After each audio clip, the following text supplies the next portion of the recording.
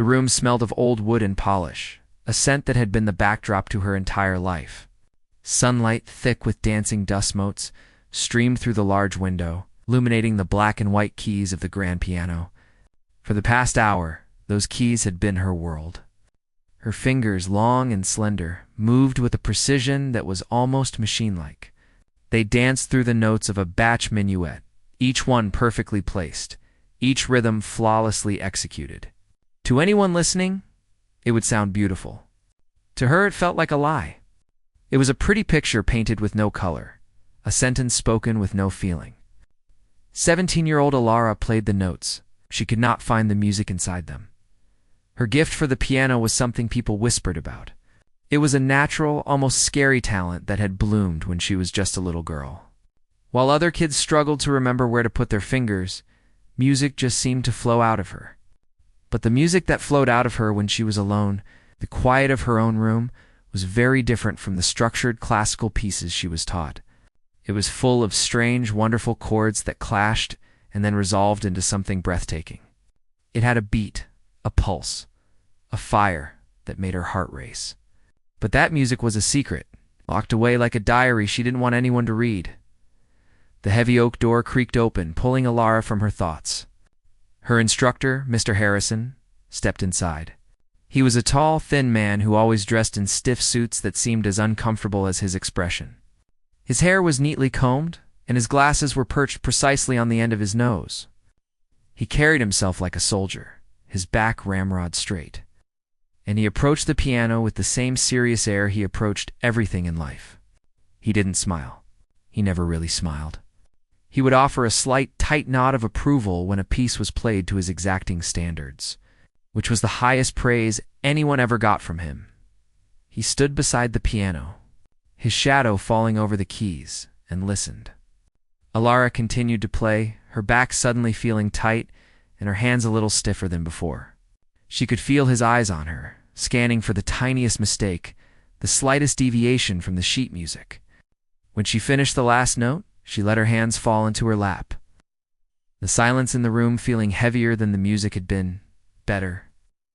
Mr. Harrison said, his voice as crisp and dry as autumn leaves. The trill in the sixth measure was cleaner. Your timing is improving, he paused, adjusting his glasses. This is the piece you will play for the final round of the Young Virtuosos competition. Lara's heart sank a little. She had known he would say that. The Bach minuet was safe. It was traditional. It was everything the judges, a panel of older, very serious-looking musicians, would expect. It was also everything she was not. "But, sir," she started, her voice barely a whisper, "I was thinking maybe something with a little more feeling." Mr. Harrison's eyebrows drew together, creating two sharp, angry lines above his glasses. "Feeling?" He repeated the word as if it were something unpleasant he had found on the bottom of his shoe. "Alara, this is not a talent show at a local fair. This is a prestigious competition. These people are not looking for feeling. They are looking for technical perfection. They are looking for control. They are looking for someone who respects the music." He walked over to the window and looked out, his hands clasped behind his back. "I have been in this business for 40 years, he continued, his voice taking on a lecturing tone. "I have seen hundreds of talented children come and go. The ones who succeed are not the ones who try to be fancy. They are the ones who master the basics. They build a strong, solid foundation, and then, and only then, can they even think about adding their own." Flourishes. He turned back to face her, his gaze stern. "You have the talent, child. But your talent is wild. It needs to be tamed. You need to show them you can be disciplined." Alara looked down at her hands, resting in her lap. They felt like they belonged to someone else, someone who was supposed to be quiet and obedient. I want to connect with the audience," she mumbled, more to herself than to him. "I want them to feel something powerful." "And you will," Mr. Harrison said, his tone softening just a fraction, which for him was a huge display of emotion. "You will make them feel the awe of perfect technique. You will make them feel the respect for a classic composition. That is a powerful feeling. That is the kind of feeling that wins trophies." He walked back to the piano and tapped a finger on the sheet music. No risks, Alara. That is the most important rule. Just keep it basic. Keep it clean. Keep it precise. Play this minuet exactly as it is written, and you will place. I am sure of it. He gave her another one of his tight nods, a signal that the lesson was over. As he turned to leave, Alara's fingers, almost of their own accord, gently pressed down on a low, discordant note. It was a sound that didn't belong in the bright, tidy world of Bach. It was a sound from her secret music, a sound of frustration and longing. It hung in the air for just a second, a dark, beautiful protest. Mr. Harrison stopped at the door, his hand on the handle. He didn't turn around. Control, Alara, he said, his voice quiet but firm. Remember that. Then he was gone, the door clicking shut behind him and leaving her alone in the sunlit. Silent room. Lara sat there for a long time, just staring at the keys. The word basic echoed in her mind. It felt like a cage. She knew Mr. Harrison wanted what was best for her, in his own way. He believed he was protecting her, guiding her on a safe path to success. But as she looked at the neat, orderly notes on the page, she felt a fire burning inside her chest. It was the same fire that fueled the music she wrote in secret, the music that made her feel alive. She knew, with a certainty that scared her, that she couldn't just keep it basic forever. She nodded her head obediently to the empty room, a habit she had developed. But deep inside her, a tiny spark of defiance flickered to life, refusing to be extinguished. The days that followed were a strange kind of gray for Alara. Every afternoon, she would sit at the grand piano in the living room, sunlight warming the polished wood, and play the Bach minuet. Her fingers, obedient and well-trained, did exactly what they were told. They hit every note with the correct pressure, held each note for the perfect amount of time, and transitioned between measures with a clean, seamless grace. Nice. It was flawless. To her parents, who would often listen from the kitchen, it sounded beautiful and impressive. To Alara, it felt like she was reading a phone book out loud. The notes were there, the order was correct, but there was no story, no soul, no life. It was a perfect empty shell. A knot of frustration tightened in her stomach with each passing day. She was a musician, but she felt like a machine. The real practice began after the house went to sleep. She would lie in bed, listening to the sounds of the night, the creak of the house settling, the distant hum of a car on the road, the soft breathing of her family in their rooms. She would wait until the last light went out downstairs and the house was submerged in a deep, quiet darkness. Then the ritual would begin. She would slip out of bed, her bare feet silent on the cool wooden floor. She would creep down the hallway, past her parents' room and her brother's, avoiding the creaky floorboard she knew from experience groaned under any weight. Each step was a small act of rebellion. The basement was a different world. It was cool and smelled of dust, damp concrete, and the faint woody scent of the old upright piano that had been down there for as long as she could remember. It wasn't a grand, beautiful instrument like the one upstairs. Some of the ivory keys were yellowed and chipped, and it had a slight tinny sound to it. But to Alara, it was more real than any other piano in the world. This was where her music lived. She would switch on a single bare bulb, casting long, dancing shadows across the room, and sit on the wobbly bench. This was when she could finally breathe. Her hands would hover over the keys for a moment, and then she would begin to play. It wasn't Bach. It wasn't Mozart or Beethoven. It was her. It started softly sometimes, a quiet, questioning melody that felt like a whisper in the dark. But it never stayed quiet for long. A rhythm would begin to pulse, a deep, powerful beat that you could feel in your chest. Then her left hand would join in, laying down a foundation of dark, moody chords that clashed against the melody in a way that was both jarring and beautiful. It was the sound of a storm gathering. This was her secret language. It was a fusion of everything she loved. The complex patterns of classical music, the raw energy of rock and roll she heard on the radio, on the sweeping emotional scores from the movies she watched. Her music had highs and lows, moments of intense anger and moments of breathtaking sadness.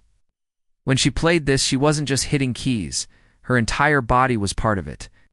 She would lean into the piano, her shoulders swaying, her head nodding to the beat only she could truly feel. Her hands would fly across the keyboard, sometimes gentle and caressing. Other times pounding out chords with such force that the old piano would shudder and vibrate, threatening to fall apart. It was a release. It was all the frustration, all the unspoken words, all the hidden fire inside her, pouring out into the dark, dusty basement. For those few precious moments each night, she was not the quiet, obedient girl. She was a conductor of a storm, a creator of worlds. She was completely, utterly free. One night, she was so lost in the music that she didn't hear the soft creak of the top step of the basement stairs. She was in the middle of a particularly intense part of the piece, her hands moving in a blur, the music building to a powerful, crashing crescendo. The sound filled the small space, echoing off the stone walls. As the final, thundering chord rang out and began to fade into silence, she heard a small gasp from the shadows near the bottom of the stairs. Elara's head snapped around, her heart leaping into her throat.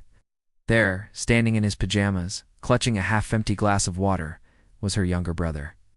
His eyes were wide, his mouth slightly open in an expression of pure shock. For a moment, neither of them said anything. The only sound was the hum of the bare bulb and the frantic pounding of Elara's heart. She felt a wave of panic, like a secret agent who had just been caught. She had been so careful. "Leo," she finally managed to say, her voice shaky. "What are you doing down here? You should be in bed." Leo slowly walked down the last few steps, his eyes never leaving her. "I heard a noise," he said, his voice just a whisper. It sounded like thunder, inside the house. It looked. From her face to the piano and back again, his expression a mixture of awe and confusion. "I didn't know you could play like that." Lara felt a blush creep up her neck. She didn't know what to say. This was the part of her she kept hidden away, the part she was ashamed of, the part she was told was wrong. "It's nothing," she mumbled, looking down at her hands. "Just messing around." Leo shook his head, taking another step closer. "That wasn't messing around," he said, his voice full of a conviction that surprised her. "That was amazing. It was like a movie. It was like a superhero was fighting a monster." He looked at the old piano with newfound respect. "Why don't you play that at the competition? What Mr. Harrison is making you do is so boring. This is cool." His words hit her like a physical blow. "Why don't you play that?" It was the same question she had been asking herself, but hearing it from someone else, from her own brother, made it feel real. It was no longer just a rebellious thought in her head. It was a possibility. She looked at Leo's innocent, excited face, and for the first time, she saw her own music through someone else's eyes. He didn't care about technical perfection or classical tradition. He just heard something that made him feel something powerful. He heard the fire. "I can't," she said softly, the words tasting like a lie. "Mr. Harrison, he wants me to play the other one. He says it's safer." Leo scrunched up his nose. "Who wants to be safe?" "That was the coolest thing I've ever heard." He finished his water and put the glass down on a dusty box. "You should play it. You really should." With that, he turned and trudged back up the stairs, leaving her alone in the silence once more. Elara sat at the piano for a long time after he left. The basement felt different now. Her secret was out, at least with one person. But instead of feeling scared, she felt something else stirring inside her. Her brother's words echoed in her mind. "That was amazing. You should play it." The conflict inside her, which had been a quiet tug-of-war, now felt like a raging storm. The safe path laid out by her teacher was clear and predictable. But the other path, the one her music was calling her to take, was unknown and dangerous. But it was filled with a light and a life she couldn't ignore any longer. The seed of defiance that had been planted in her was no longer just a flicker. It was starting to grow. The morning of the competition felt wrong. The sun was shining brightly, the kind of beautiful, clear day that usually made Elara feel hopeful. But today, its light just seemed to expose the cracks in her confidence. The house was quiet, but it wasn't a peaceful quiet. It was a heavy, waiting quiet. Downstairs, her mother was probably making her a special breakfast, something to give her energy. But Ilara had no appetite. She was in her room, standing in front of the mirror, but she wasn't really seeing herself. She was seeing a girl in a simple, pale blue dress, a girl who looked small and plain. A girl about to go and lie to hundreds of people. Before leaving, she sat at the grand piano one last time. The Bach minuet was open on the stand. She played it through, from beginning to end. Her fingers moved with a cold, distant precision. They knew the path so well, they could have walked it in their sleep.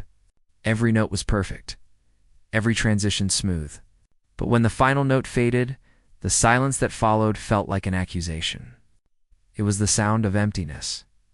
She closed the music book gently, the soft thud sounding like a door closing on a part of herself. She picked up the sheet music, folding it carefully and tucking it into her bag. It felt like carrying a stone. The car ride to the concert hall was silent. Mr. Harrison drove, his eyes fixed on the road, his hands gripping the steering wheel at exactly 10 and 2 o'clock. He didn't try to make small talk. He never did. About halfway there, he cleared his throat. "Remember the fundamentals, Ilara," he said, his voice cutting through the thick silence.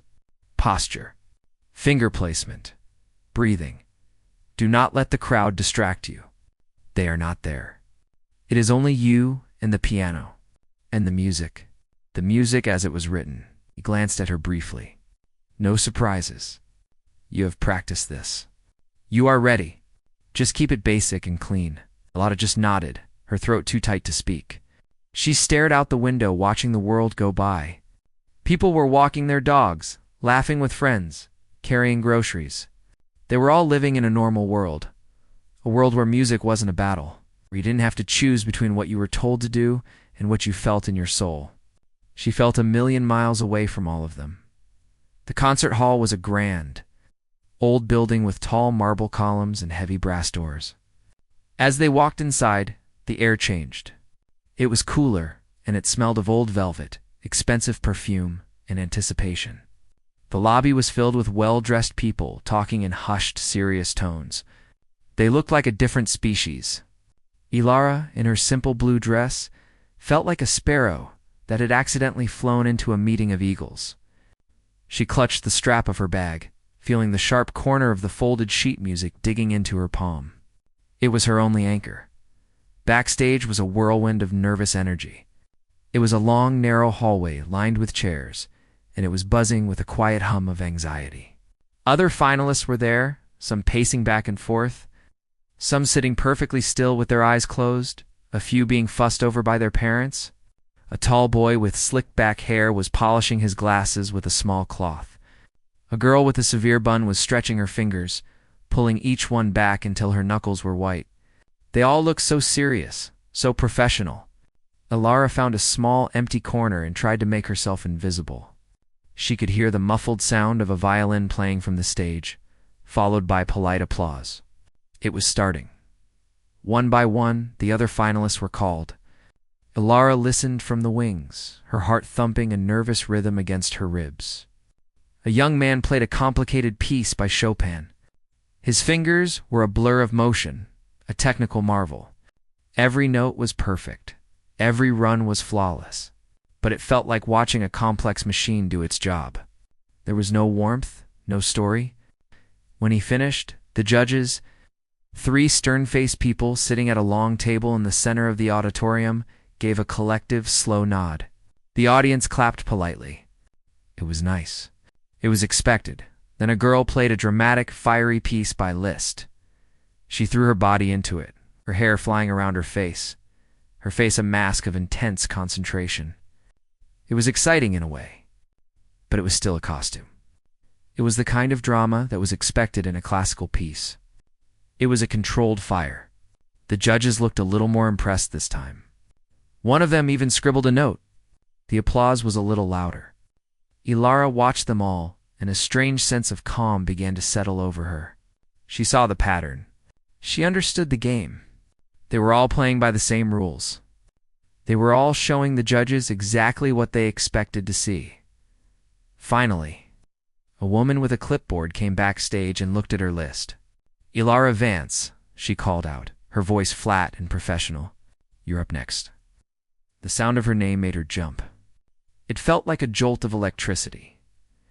Mr. Harrison, who had been standing like a statue nearby, walked over to her. He straightened her collar, his movements stiff and awkward.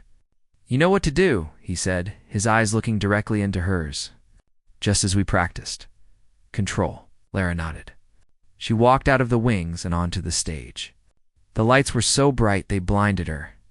She couldn't see individual faces in the audience, just a vast dark sea of shapes. The world shrank to just her and the beautiful black grand piano sitting in the center of the stage. It looked like a sleeping beast. She walked toward it, her footsteps echoing in the immense silence of the hall. She reached the bench and sat down. It was smooth and cold beneath her. With trembling hands, she reached into her bag and pulled out the folded sheet music. She carefully unfolded it and placed it on the stand. The neat black notes of the Bach minuet stared up at her. From the front row, she could just make out the shape of Mr. Harrison. He gave a small, sharp nod of approval. The audience shifted in their seats, settling in for what they thought would be another safe, predictable, and perfectly pleasant performance. The silence in the auditorium grew heavy, thick with expectation. Ilara placed her fingers on the keys, their coolness a shock against her skin. She took a deep breath, just as she had been taught. But it wasn't a breath to calm her nerves. It was a breath to light the fuse. For a moment, time seemed to stretch and thin, like warm taffy. The bright lights of the auditorium beat down on her, making the world beyond the stage disappear into a black void. All that existed was the polished wood of the piano, the smooth ivory keys under her fingers, and the neat, orderly rows of black notes on the page in front of her. They were a cage. A beautiful, perfectly constructed cage, and she had been told to sing inside it for everyone to hear. She could feel the weight of hundreds of eyes on her, a physical pressure. She could feel the stern, expectant gaze of Mr. Harrison from the front row, a silent command to obey. Her fingers hovered, ready to begin the minuet, to play the safe, perfect, lifeless piece. But then she saw him. In her mind's eye, she saw her younger brother, Leo, standing in the dusty basement, his face full of awe. She heard his words again, not as a question, but as a challenge. "That was the coolest thing I've ever heard." The fire that had been smoldering inside her for weeks, for years, suddenly roared to life. It was a wild, untamable thing. And it refused to be caged for another second, with a movement that was so small it was almost invisible. But so deliberate it felt like an earthquake. Ilara's right hand left the keys. She reached out and gently pushed the sheet music for the Bach minuet to the side. It slid a few inches across the stand, a quiet rustle of paper in the vast silence. A confused murmur rippled through the audience like a breeze through a field of wheat. It was such an odd, unexpected thing to do. Was she having trouble reading it? Was something wrong?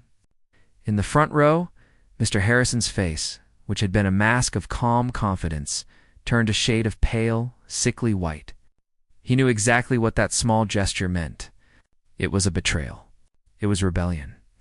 He opened his mouth slightly as if to call out to her, but no sound came. He was frozen, a spectator to his own worst nightmare. Ilara didn't look at him. She didn't look at anyone. She closed her eyes for a second, took another deep breath, and when she opened them, they were clear. She was no longer the obedient student. She was a musician. Her fingers returned to the keys. She began with a few soft, haunting notes. They were classical in their structure, a gentle, arpeggiated melody that floated out into the hall. It was beautiful, and it was deceptive. The audience settled back in their seats, thinking perhaps she was just starting with a small improvisation before settling into the main piece. The judges relaxed their shoulders. It was a little strange, but it was pleasant. Then, everything changed. Her left hand came down, not with a gentle chord, but with a heavy rhythmic pulse. It was a beat, a deep, driving heartbeat that you could feel in your chest. It was a sound that didn't belong in a concert hall. It belonged in a dark club, or a stadium, or the climax of an epic movie. The audience members who had started to relax now sat bolt upright. A few heads tilted in confusion. Ilara's body began to move.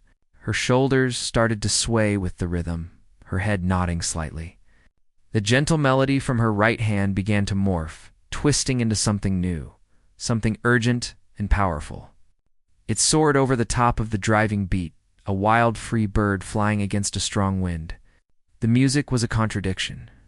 It had the complex, intricate patterns of the classical pieces she had studied her whole life, but it had the raw, untamed energy of a rock anthem. It was a storm of sound, beautiful and chaotic all at once. Her performance became physical. She was no longer just sitting at the piano. She was a part of it. She leaned forward, her hair falling across her face as her hands began to fly across the keyboard. They were a blur of motion, sometimes gentle and caressing the keys, drawing out soft whispering notes, and other times pounding down on them with such force that the entire grand piano seemed to shudder under the assault. The sound was immense, filling every corner of the hall. It was anger, and it was joy. It was a scream, and it was a whisper. The audience was no longer confused. They were mesmerized. They were witnessing something completely new, something they had no framework for. They leaned forward in their seats, their mouths slightly agape, their eyes locked on the small girl at the piano, who seemed to be channeling a force of nature. The polite, classical world they had stepped into an hour ago had been shattered, replaced by something visceral and alive. The judges were in shock. The woman in the middle had dropped her pen, which now lay forgotten on the floor. The man on the left had his glasses perched on top of his head, his eyes wide with disbelief. They didn't know how to judge this.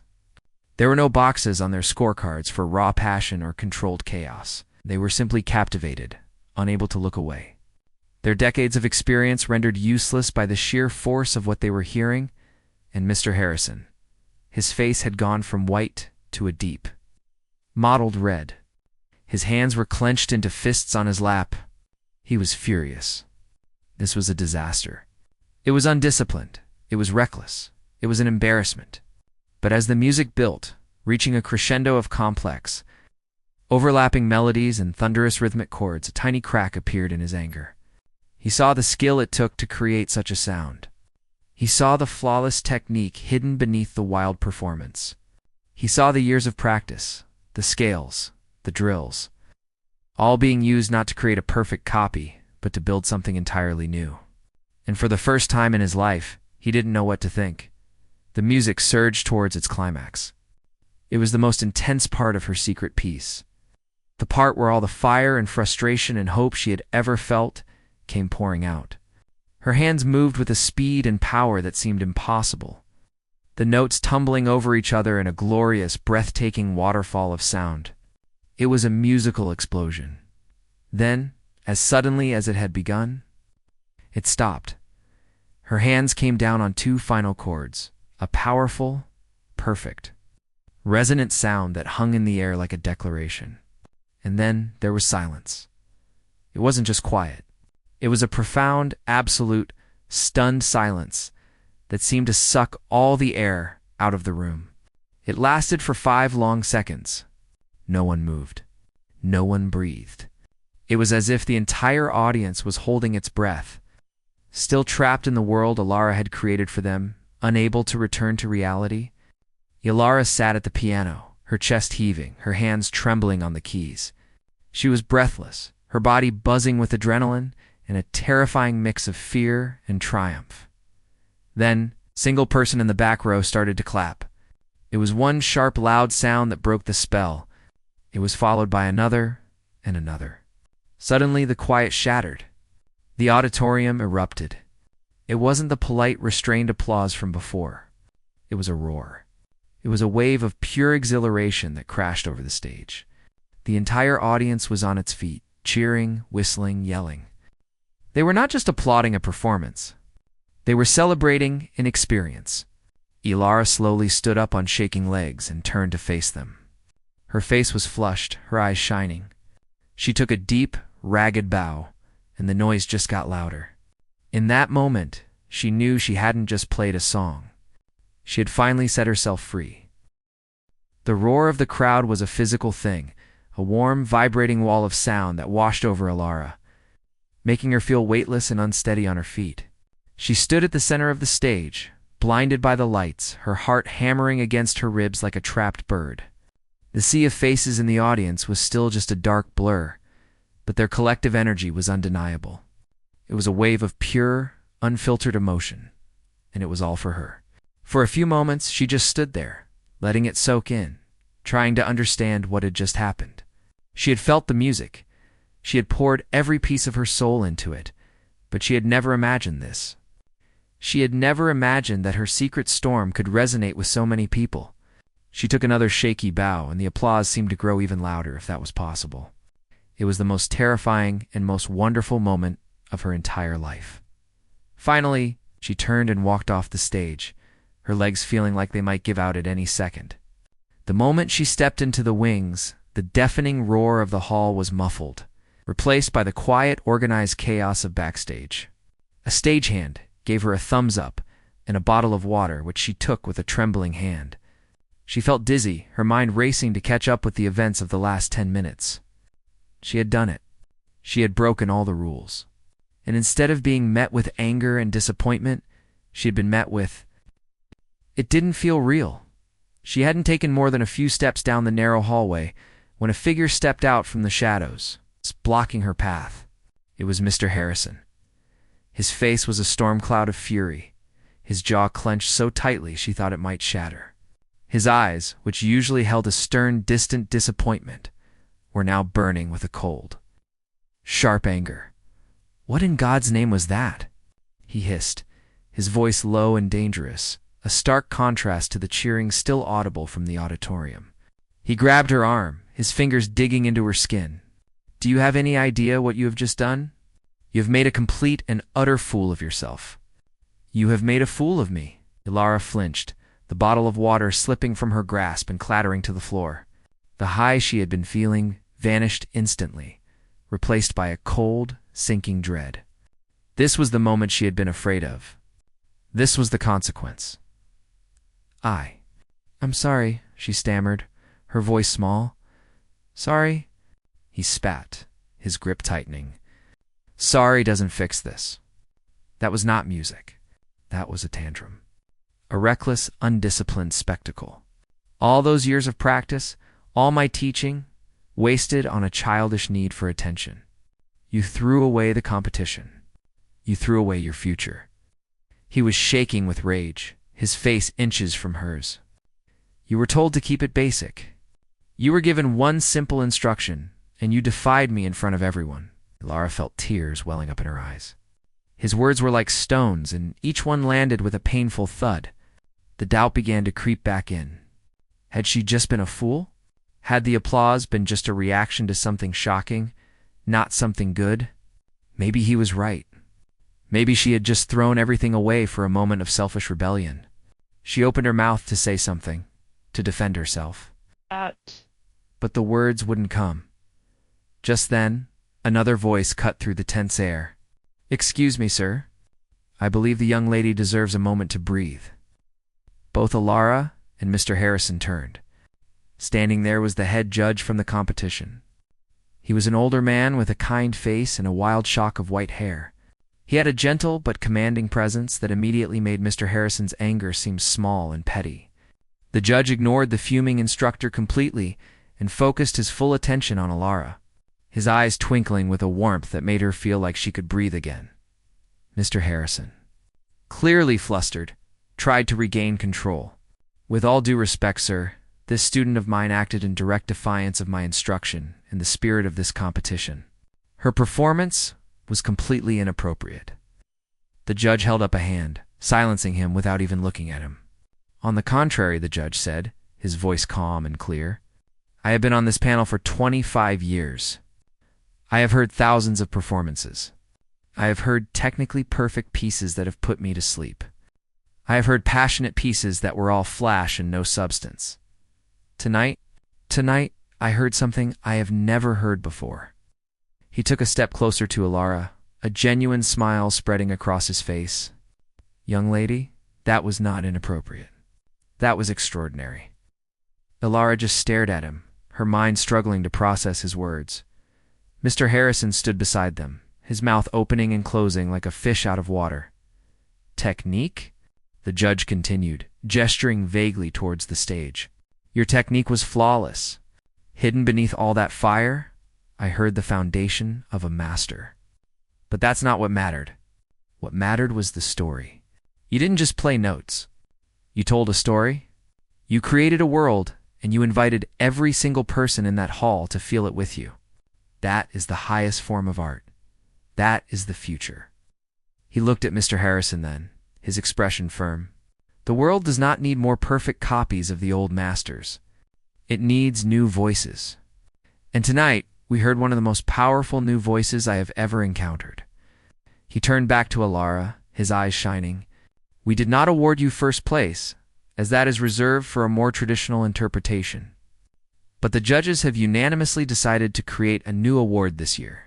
Special commendation for artistic bravery and innovation. It is an honor we have never given before. He paused, letting that sink in. Furthermore, I am on the board of the Conservatory for Modern and Contemporary Arts. We have a very intensive summer program, and I would like to personally offer you a full scholarship. No audition required. We need students who are not afraid to break the rules to create something beautiful. Alara felt a warmth spread through her chest, pushing away the cold dread that had settled there moments before. Tears streamed down her face now, but they weren't tears of fear or shame. They were tears of relief, of validation, of pure, unadulterated joy. She looked from the kind face of the judge to the stunned, speechless face of her teacher. For the first time, she saw a flicker of something else in Mr. Harrison's eyes. It wasn't anger anymore. It was confusion, and maybe, just maybe, a tiny spark of understanding. He had spent his life teaching her how to build the cage, but he had never considered what might happen if she learned to fly. She didn't win the big shiny trophy that night, but as she left the concert hall with her family, who were still trying to understand what had happened, but were beaming with pride nonetheless, she knew she had won something much more valuable. Her younger brother ran up and hugged her tightly around the waist. I told you it was the coolest thing ever, he yelled, his voice full of excitement. And in that simple, honest declaration, Alara found all the validation she needed.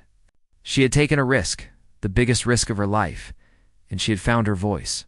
And as she walked out into the cool night air, she knew, with a certainty that filled her entire being, that her music would never be silent again.